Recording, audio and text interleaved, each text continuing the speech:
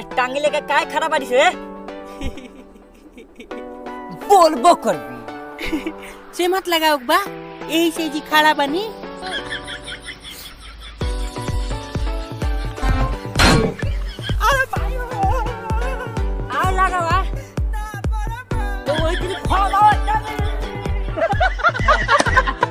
देखो हाँ वो झांकी लेके बसन तब खूब बड़का जगह से मत लागी हां रुक रे ना हम लेके आवत रे हां निर्जा हाउ दे रे भैया हम कहां से रे तोरा गाछ पर से चढ़े आवेला हल ही ना हमर पटीदार वो अपने खेत में लगैले बाबा जरिए से काट लिए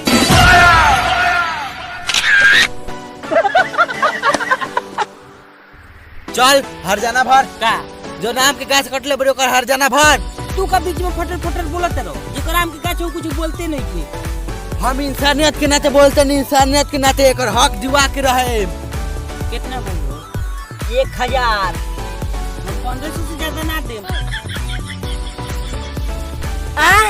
1000 में कम करत रहो हम ना ले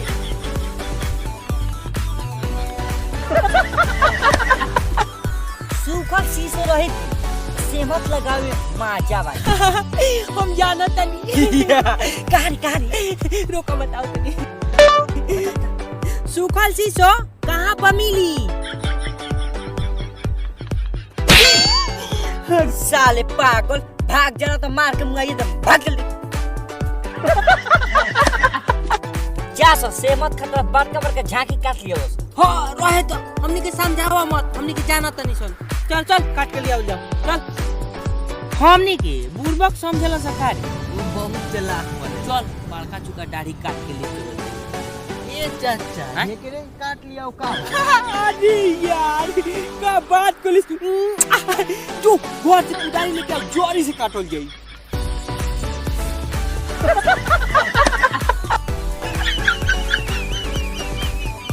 तोरा के बताओ अब हम का करी हमरा के मर बनू तो गरी अइबो करे हमरा के हई भेजला था कहारा की हम तो ई कोकरा भिल्ली रहे जा कोई तो मेरी को शीशु तो काट ली अच्छा तू ही बतावा ना तो गोछिया पर चढ़त थी अकीर के मर जेती तब का हुई वैसे मेरिया को के गोछिया काट लिए दिया निर्जर होय देख कितना भारी झांकी उठा के लेके चल रही बा के चले के लिए पार्टनर तू लो तो बहादुरी जनावे खाती से मत मैया ते को हेती हेती झांकी लेके चलियो लो हुआ हमरो से ना उठत तो हम का करी ओइ गनी गेहूं में घुसियावती लेके आइल बनी